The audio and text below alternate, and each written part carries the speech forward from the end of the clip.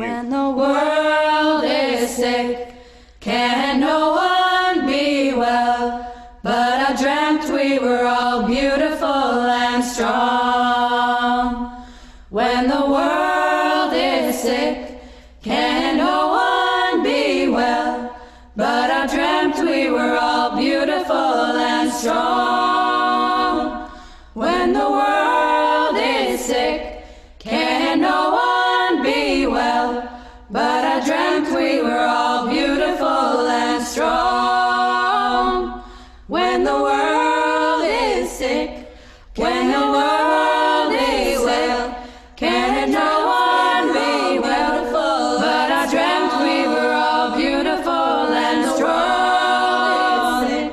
When the world is sick, can no one be well? But I dreamt we were all beautiful and strong. When the world is sick, can no one be well? But I dreamt we were all beautiful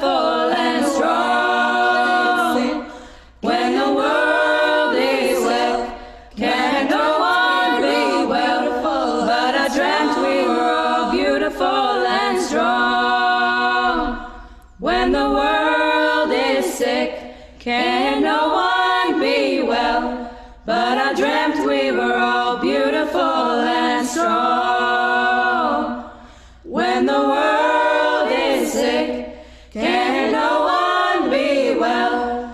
But I dreamt we were all beautiful and strong. When the world is sick, can no one be well? But I dreamt we were all beautiful and strong.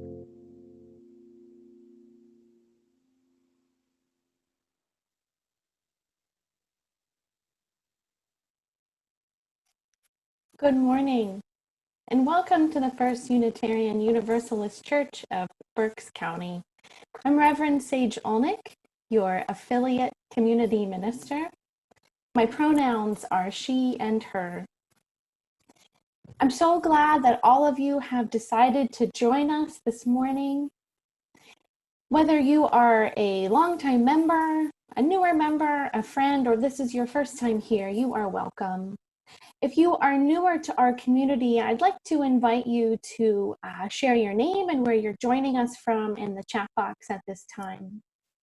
If you'd like to receive our weekly newsletter, you can also find the link for that in the chat, as well as today's order of service. We are grateful for so many folks in our community who are making it possible for us to be together this morning. Those from our tech deck, Nick Pomo, Frank Wilder, Richard Bromley, our Director of Religious Education and Music Director, Evie Bromley, our Worship Associate, Pat Uribe-Lichty, our Pledge Drive Leader, Jim Beidler, Max Heyernissen, and Samantha Smith. I do have several important announcements I'd like to share with you this morning. The first one, regretfully, the death of our beloved member, one of our church mothers, Roma Greff. She died this past Thursday.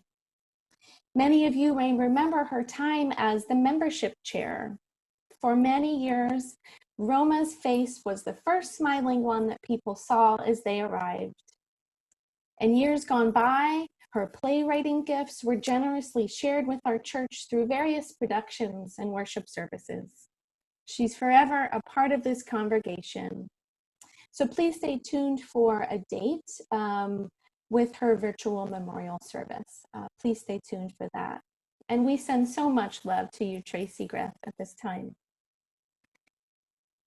Another regretful announcement, our beloved Ruthie's health has significantly declined. She's now receiving hospice care. Please hold her in your heart and in your mind. Another announcement, this evening from 6 to 8 p.m., there is a virtual town hall that will be hosted by Dear Reading about growing up Black in Reading, police brutality and protesting. There will be more information about that posted in the chat. And lastly, I'm glad to share with you that we will be joining with the Lancaster congregation for our worship service on June 7th. One advantage of virtual worship is that we can be with each other in ways that in person may be impossible. So, thank you. And also, as a reminder, at the conclusion of today's service, we'll break into small groups for a coffee hour. And now, let's just take a moment to all take a deep breath together and prepare for this service together, and to offer each other a greeting. You may do so in a smile, in a wave, in a namaste. So glad that you're here this morning. Good morning, everyone. It's a joy to see all your faces on this beautiful morning. And now, Max and Samantha will lead us in our chalice lighting. In these hard times, let us look first to the response of love. In the midst of challenge, may our chalice flame bear witness to the inherent worth and dignity of every human being. In the midst of uncertainty, may our chalice be a beacon of encouragement, that our values may guide our choices. Let us look first to the response of love.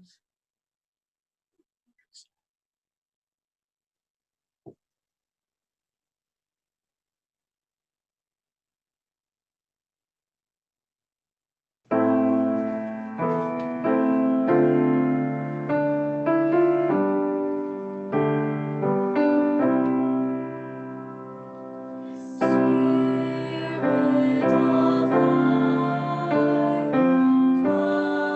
come unto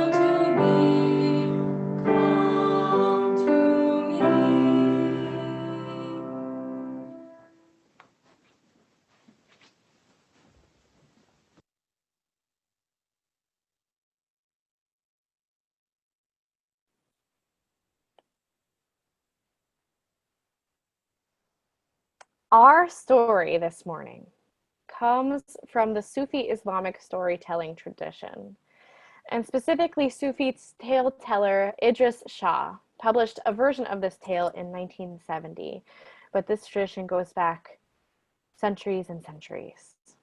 So, once upon a time, a stream moved from its course in far-off mountains, passed through every kind of countryside, and at last had reached the sands of the desert. Just as it had crossed every other barrier, the stream tried to flow across the sand. Yet as fast as it ran into the sand, its waters disappeared. It was convinced its destiny was to cross the desert, and yet there appeared to be no way. But then it heard a murmuring from the desert itself, a whisper. The wind can cross the desert, and so can the stream. The stream replied that it was flowing into the sand and only being swallowed, that the wind could fly, and this was why it could cross the desert. By trusting in your usual methods, you will never get across. You will either disappear or become a quagmire. You must allow the wind to carry you to your destination. But how is this possible? The stream asked. By allowing yourself to be absorbed in the wind, came the answer. This idea was not acceptable to the stream. It had never been absorbed before. It did not want to lose its individuality, because if it lost it, would it be able to get it back? The wind, said the sand, performs this function. It takes up water and carries it over the desert and then lets it fall again. Falling as rain, the water becomes a river once more. But I cannot remain the same stream I am today. You cannot remain so, the whisper said. Your essential part is carried away and forms a stream again. You only think you are what you are now because you have forgotten the essential part of yourself. Well, when it heard this, certain echoes began to arise in the thoughts of the stream. It vaguely remembered a state in which it, or some part of it, had been held in the arms of the wind. It also felt that somehow this was the right thing to do, even if it didn't seem to make any sense at all.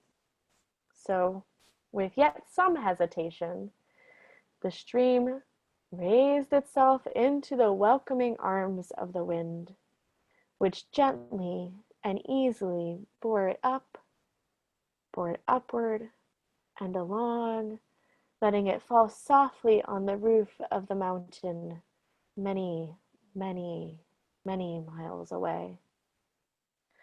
And because it had such grave doubts, the stream was able to remember and record more strongly in its mind the details of the experience. Yes, of course, it said, as if waking from a dream. Now I know who I am.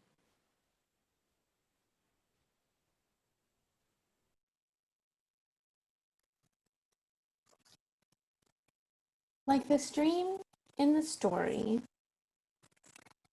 I too have had many doubts lately.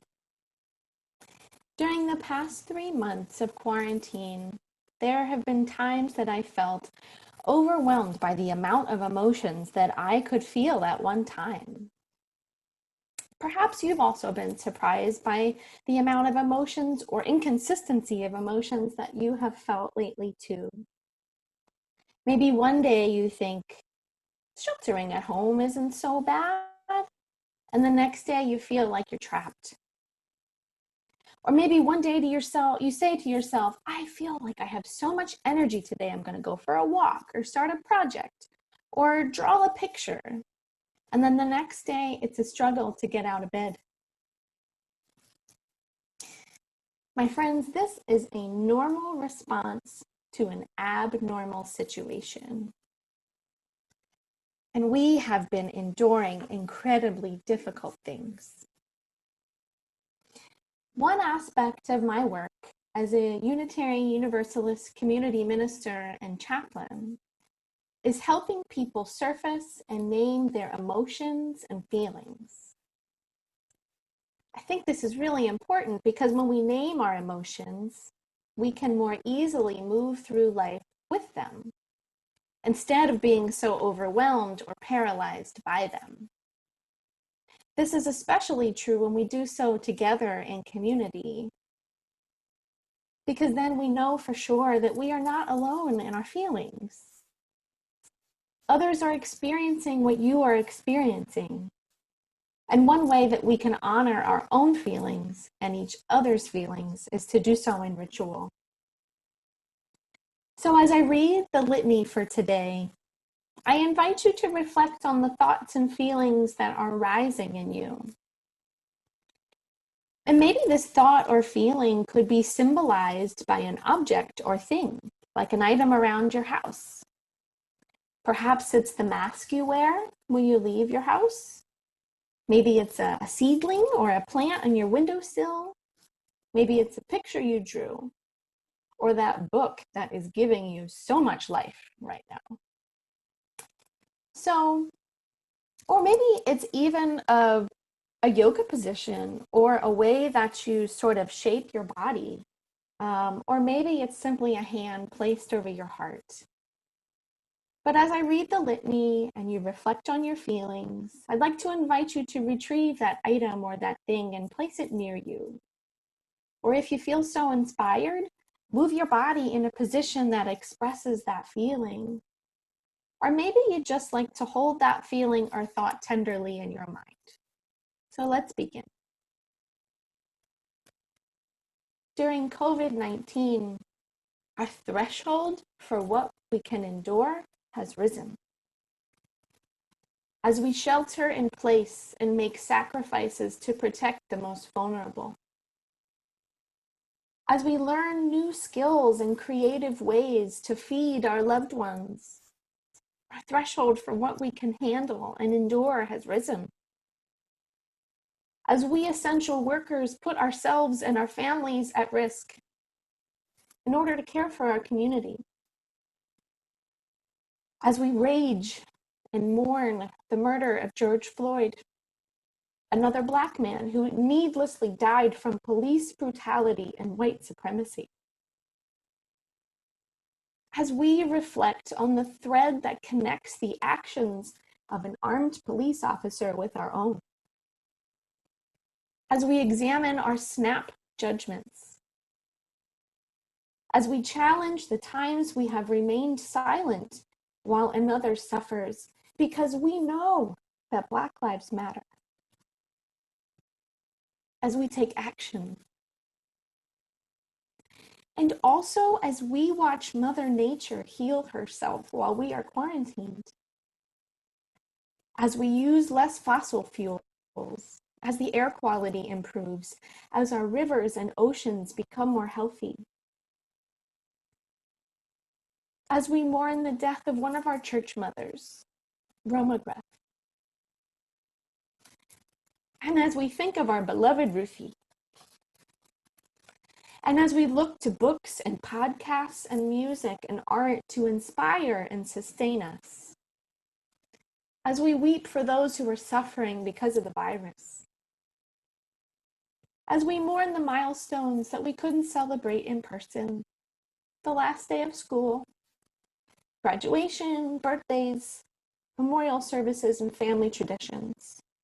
And as we celebrate the new ways that we do those things together. As we find and embrace creative ways to work and worship and learn. And lastly, as we maintain the passion and the commitment to our shared ministry, as we dismantle oppression in all forms, as we side with love, we bear witness and we take courage. We join together, we extend love. Amen, and blessed be. And now that we've taken some time to turn inward and reflect,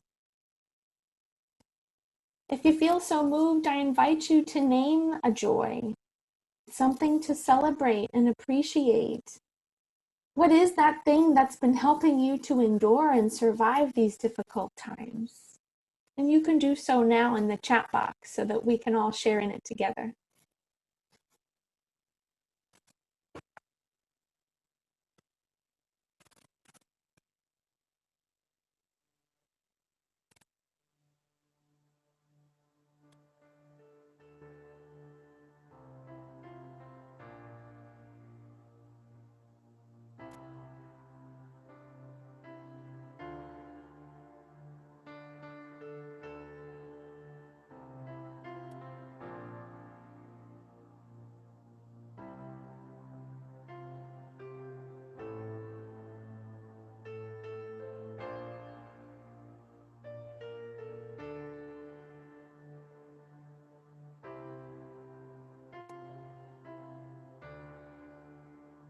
And sometimes, like I said, we feel so many emotions at one time. So maybe some of you will continue with joys that you want to name. But let us also continue to share with our sorrows. What is breaking your heart this morning? What's bringing you concern? What is it that needs your attention?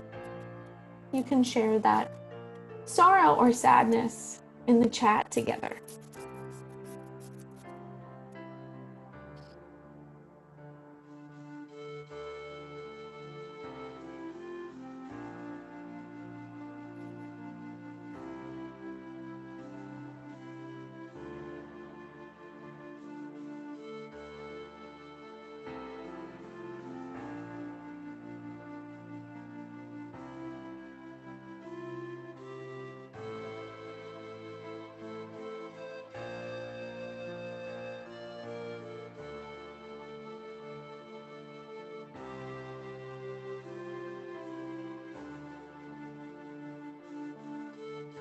Let us join in prayer. Let us join together now in spirit of meditation.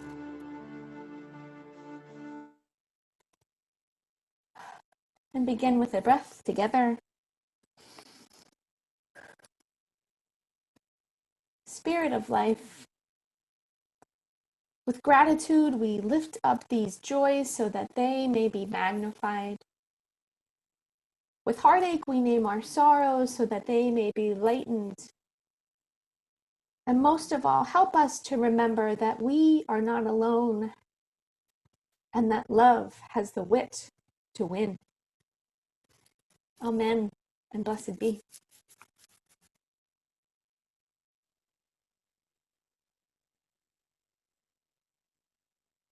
My name is Paruri Belekti. My pronouns are she and her. Most of us did not experience massive amounts of anxiety about our futures before COVID-19, but now we have joined a large proportion of the rest of the world for whom a desperately uncertain future is a fact of life. A friend of my family's lived in my sister's house for many years.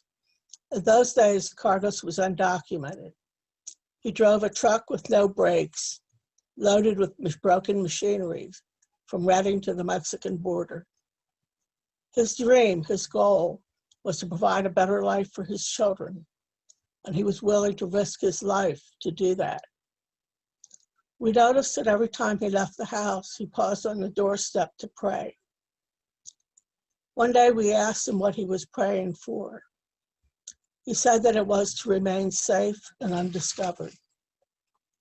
Such simple things, safety and well-being. things that are basic to human life. And now there are things that we too lack. Faced with a virus that has threatened us in so many ways, we're struggling to make sense of our changed lives. Politically, economically, work and school, our futures seem bleak. Even the act of stepping outside is threatening. I've been spending entirely too much time haunting news sites. And what I've read is that some people believe that this experienced time of solitude and reflection will change people for the better, and that we will come out of it into a better, more equal society. And then there are those who doubt this. I'm afraid I tend to be among the doubters. I doubt that our better nature will prevail or that change will be for the better. But my faith requires that I, despite my doubts, join in the struggle to reach that better world. In our uncertainty, we are being gifted with the opportunity to learn what so many know. It's being driven home to us that we are really not in control of what happens at all. We have the opportunity to learn from those who have been refugees, from those who have lived through civil wars and failed states, and from those marginalized within our own society, those who do not have places at the comfortable tables we used to know. And what they have taught me is that hope is a necessity, not a luxury. When despair becomes a new normal, it must be met by profound hopefulness.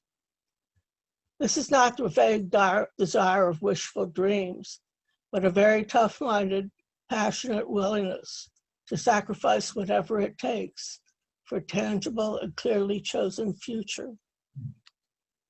I have learned that not only is hope required if we are to live our lives, but also that each of us is far stronger than we imagine. When we really need to, we can do what, under different circumstances, would have seemed impossible. All of us have discovered previously unknown resources in ourselves. We have found that we are far more resilient than we would have thought 3 months ago. When we come out into that different world, one where familiar restaurants have disappeared, one in which handshakes and hugs are absent, one with disruptions in the food supply, what will we do? Who will we be? All of us would like to see a society change for the better, but it will not happen by magic. Do we dare to live for that vision? Do we dare to risk our lives to create it? Do we dare to have a serious hope for the future? Do we dare not to? There is a sadness among us that was not there in the before time, because this virus threatens us on very basic levels, our safety and our well-being. If we can see this time clearly for what it is, an exposure to the fears and pain of life, as it is for much of the world, if we can see that fear and pain in ourselves as well as in others, we will allow our hearts to be broken open. We have lost our false innocence about the world. We can no longer pretend that we don't see that others, their hopes and needs, are like ourselves. We can choose to come out of this time not only with new visions and more courage, but also with more understanding, more compassion, more empathy for those with whom we share our earth. We can come out of this isolation prepared to act on our new knowledge. Our faith asks nothing less of us.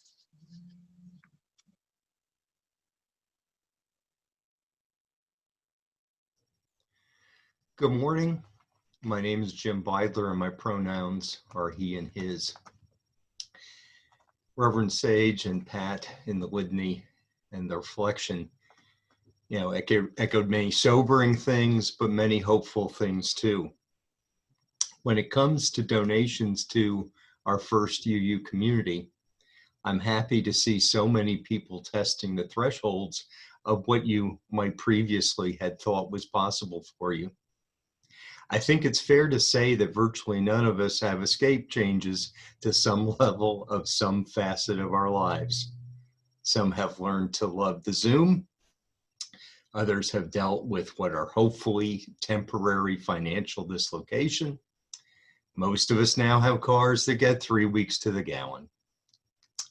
With the general impression that most people are either at or somewhere close to a new normal, as an FYI to our members, we're going to slowly restart what had been our already successful pledge drive toward funding our 2021 fiscal year that begins in July. Hit me up for information if you didn't already pledge and are ready to do so. My email will be in the chat. And in the meantime, whether you are a member or a visitor to our community, we invite you to continue to give to First UU as you are able. Here are the ways we're currently accepting both pledge gifts and additional donations.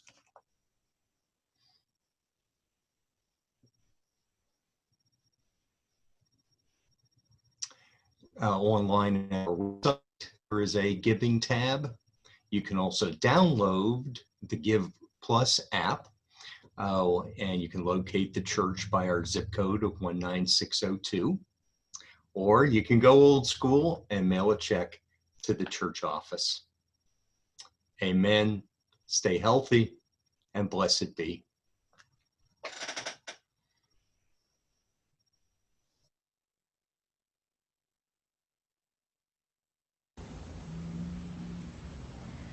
With our minds and our hearts and our hands, may we choose to bless the world. With our minds and our hearts and our hands, may we choose to bless the world. With our minds and our hearts and our hands, may we choose to bless the world. With our minds and our hearts and our hands, may we choose to bless the world. With our minds and our hearts and our hands, may we choose to bless the world. With our minds and our hearts and our hands, may we choose to bless the world.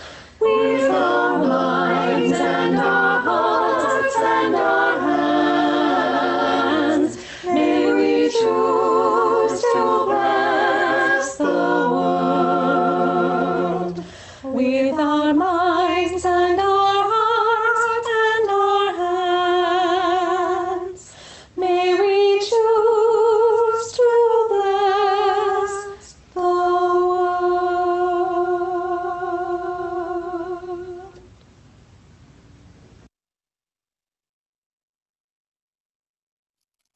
Amen. May we receive and give these blessings with grateful hearts.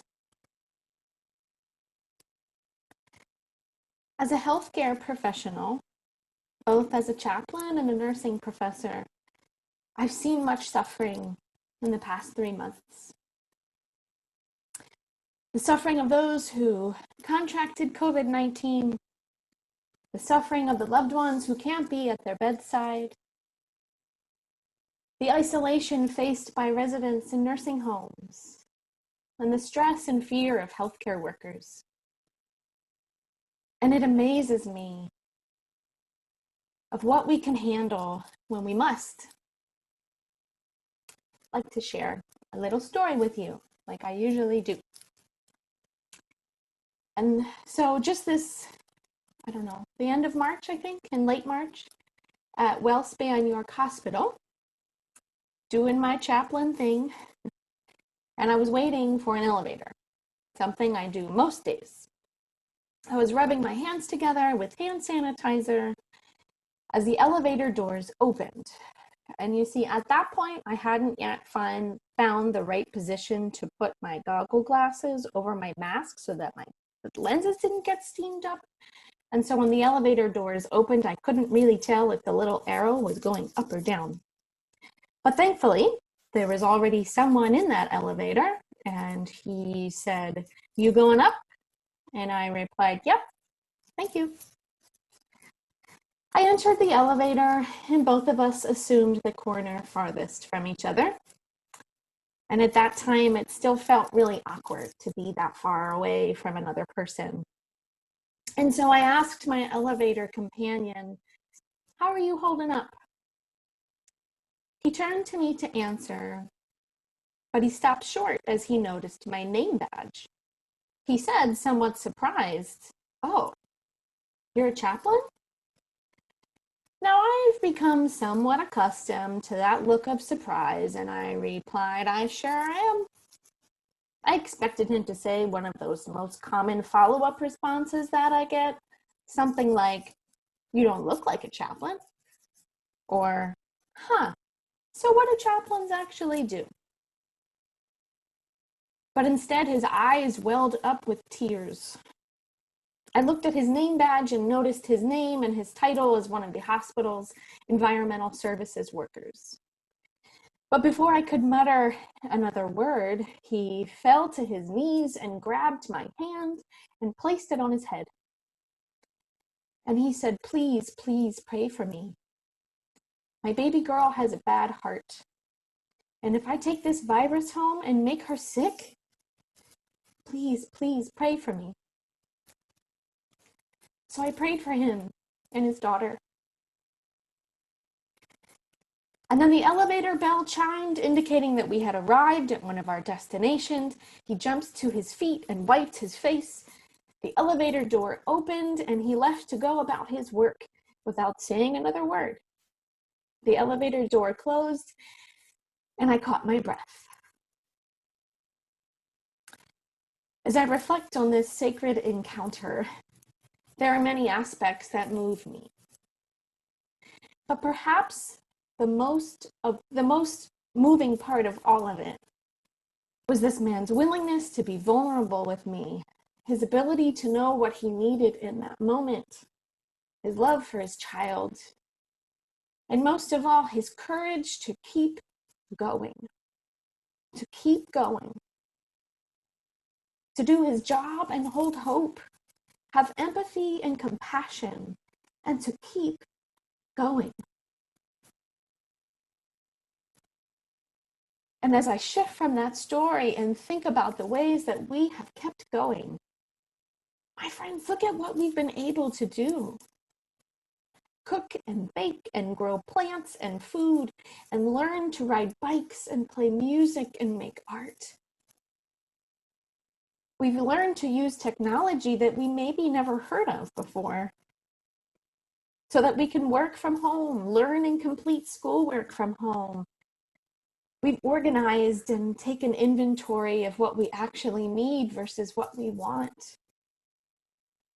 And for others of us, we've weathered the anxiety and fear, isolation and depression.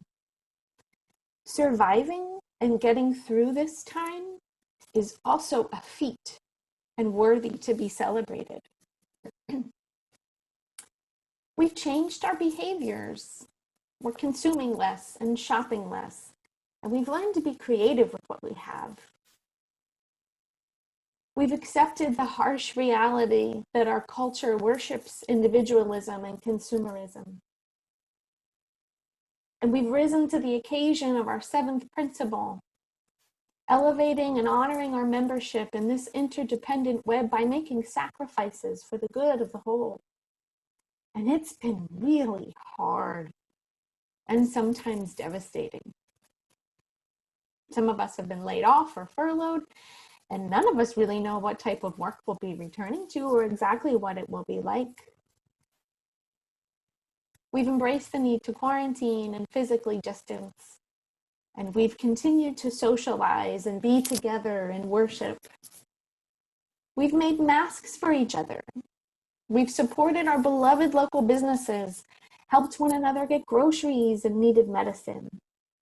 We've donated our money and our time. We've written letters and made phone calls to local and state and national representatives.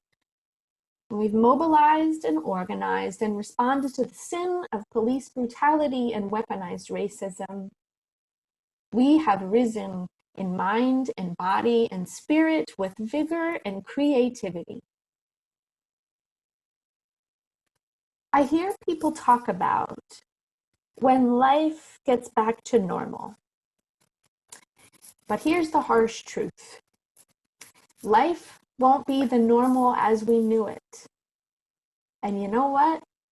It shouldn't be.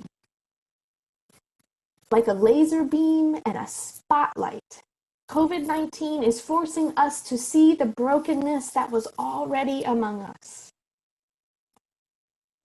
Racism isn't increasing, it's being filmed. Kids don't need to return to in-person school because they don't have laptops or free lunch. They need equitable access to education and their basic needs.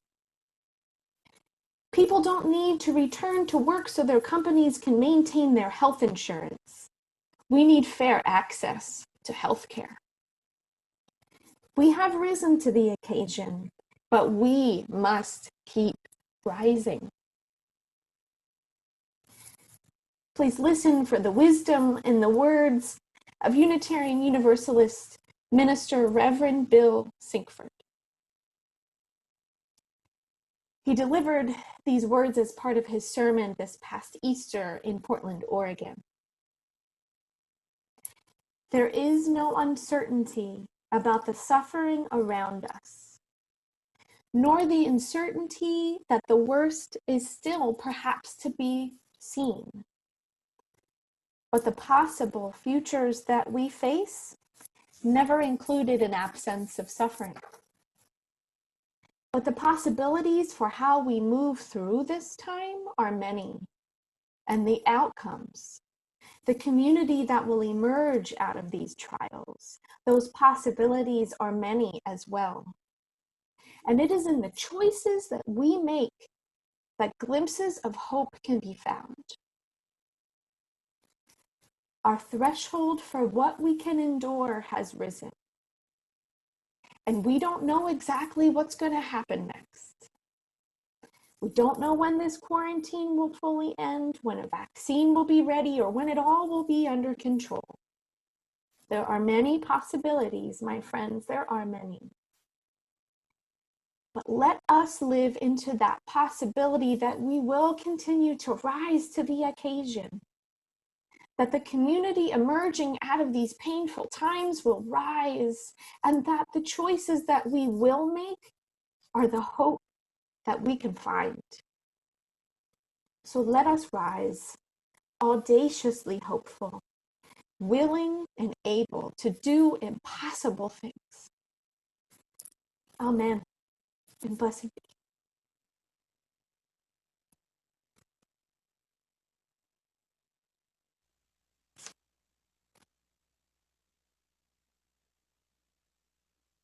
There is no uncertainty about the suffering around us.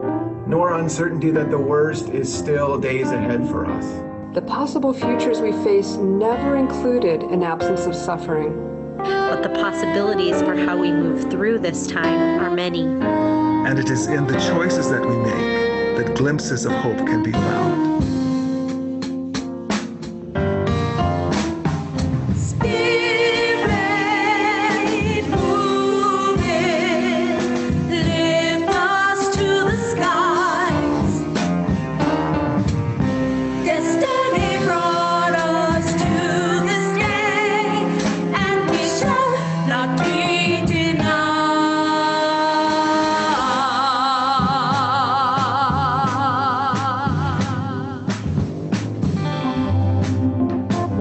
possibility is that we will accept these evils as the best that we can do. But that is not the only possibility. There is another. There is another. There is another. There is another. The possibility that love might just prove to be real. And prove to be resilient. And stronger in the end. Than our self-interests and our failings.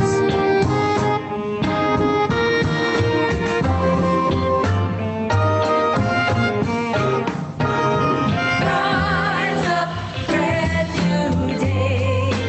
You know that love will find a way. Rise up, brand new day. You know that love will find a way. Together we cannot be broken. Up from the bitter past we rise to build a world where peace is spoken. The time is now, at last we rise. This time the circle can't be broken. This time the ghosts of hate must die. We'll throw the gates of freedom open. The time is now, at last we rise. Together we cannot be broken. Up from the bitter past we rise to build a world where peace is spoken. The time is now, at last we rise. This time the circle can't be broken. This time the ghosts of hate must die. We'll throw the gates of freedom open. The time is now, at last we rise. Rise up, brand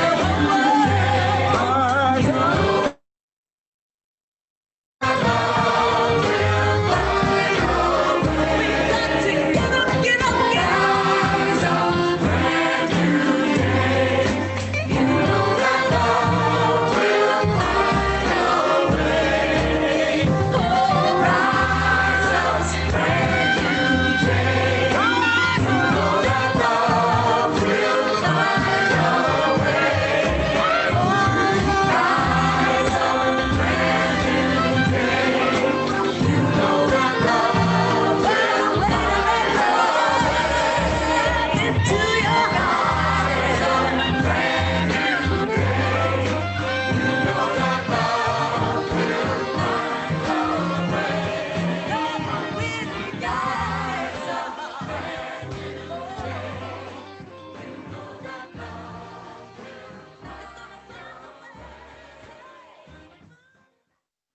This time, the circle can't be broken.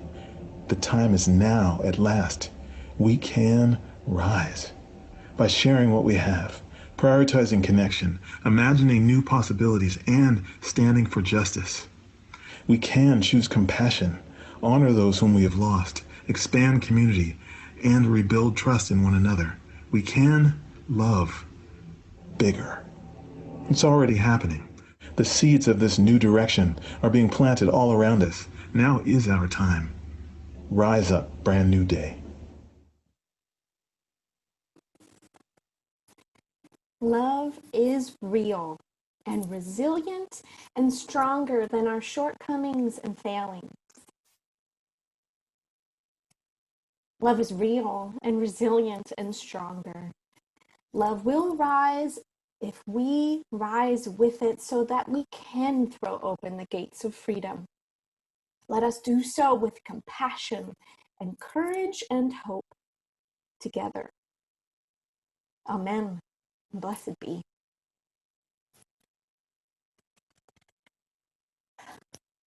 My friends, in a moment, we're going to unmute everyone and join together for coffee hour.